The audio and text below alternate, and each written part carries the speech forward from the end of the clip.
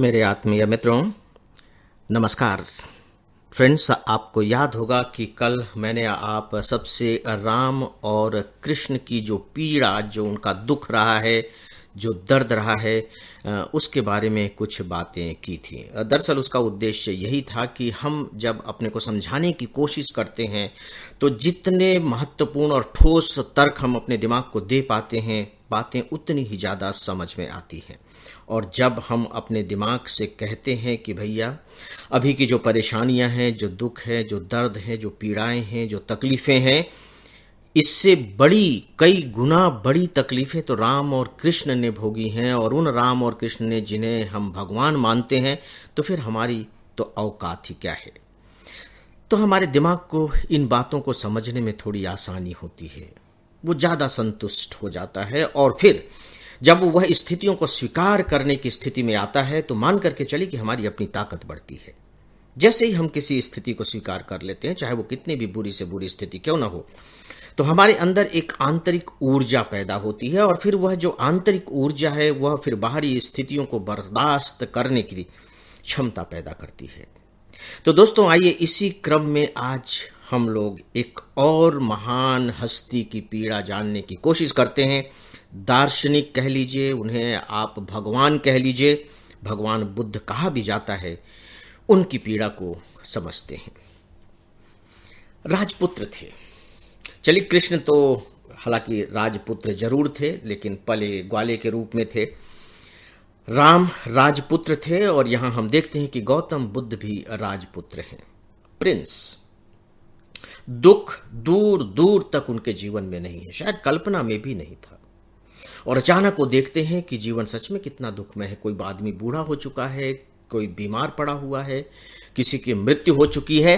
तो अचानक उनका मोह भंग होता है। और कल्पना करके देखिए फ्रेंड्स कि इसके लिए कितनी ताकत की जरूरत होती होगी कि सुबह सुबह अर्ली मॉर्निंग जब उनकी प्यारी सी पत्नी चुपचाप निद्रा में सोई हुई थी, प्यारा सा बेटा अपनी माँ के बगल में लेटा हुआ था, वो एकदम एक निर्मम और निर्दयी भाव से अचानक उठे होंगे और घर से निकल गए होंगे, बिना कुछ साजो सामान लिए हुए, बिना किसी को बताए।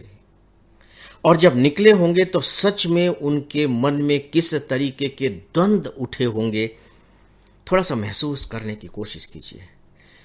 क्या ये सब कुछ छोड़ करके निकल जाना, और इस तरह से निकल जाना कि कभी आना नहीं है, आसान था? और एक ऐसी यात्रा में निकल जाना कि पता ही नहीं है कि कहाँ जाना है, ये भर मालूम है कि क्यों जाना है। ये जो दुख है, इन दुख के कारणों को जान करके इनके निवारण के उपाय ढूंढने हैं। उद्देश्य तो मालूम है, लेकिन ये उद्देश्य कैसे पूरे होंगे, पता कहाँ से लगेगा, कौन बताएगा, लगेगा भी कि नहीं लगेगा, कुछ नहीं। बस केवल एक तूफान से भरे हुए समुद्र में उन्होंने अपनी नाव डाल दी। वो नाव तट पर लग गई। तो आज हम भगवान बुद्ध की बात कर रहे हैं, नहीं तो हम बात नहीं करते। और पता नहीं कितने ऐसे और हुए होंगे, हु नोज, हम उनके बारे में नहीं जानते हैं। तो दोस्तों, महसूस करने की कोशिश कीजिए कि जिसे हम यूं ही पढ़ जाते हैं कहानी किस्सों के रूप में या सच्ची घटना के रूप में, उसके अंदर जो दर्द है, जो मर्म है, उसे थोड़ा सा महसूस कीजिए। क्योंकि यहां से ही फिर हम अपने दर्द, अपनी पीड़ा को समझ पाएंगे। और जब हम किसी बात को समझ लेते हैं, जैसा कि मैंने पहले ही कहा, तो फिर उसे हल करना या स्वीकार करना हमारे लिए बहुत आसान हो जाता है। दोस्तों, भटकते रहे, पता नहीं कहां कहां भटकते रहे, गुरु की तलाश में, हर जगह मोह भंग हुआ, और अंत में चलिए उन्हें ज्ञान की प्राप्ति हुई। और ज्ञान की प्राप्ति के बाद वो उसी राज्य में वापस आते हैं जिस राज्य को उन्होंने छोड़ा था। और इस बीच में अब हमने अभी बुद्ध की पीड़ा की बात की है, उनके माता और पिता की पीड़ा के बारे में सोचिए, उनकी पत्नी की पीड़ा के बारे में सोचिए। चलिए, बेटा राहुल तो छोटा था, उनकी पीड़ा की बात हम नहीं करते, लेकिन पत्नी की पीड़ा, पिता की पीड़ा, जो राजा है और अपने को कितना निस्सहाय पा रहा है, कुछ नहीं कर सकता। वो मालूम ही नहीं है कि वो कहाँ गया, मालूम ही नहीं है कि क्यों गया, मालूम ही नहीं कि कब तक के लिए गया है, कुछ भी नहीं मालूम, आएगा भी कि नहीं आएगा नहीं मालूम। माता पिता हैं, वो राजा हैं, उनकी पत्नी महारानी हैं, राजा रानी इतने शक्तिशाली, उनके पास गुरु हैं, धर्माचार्य हैं, लेकिन विवश हैं।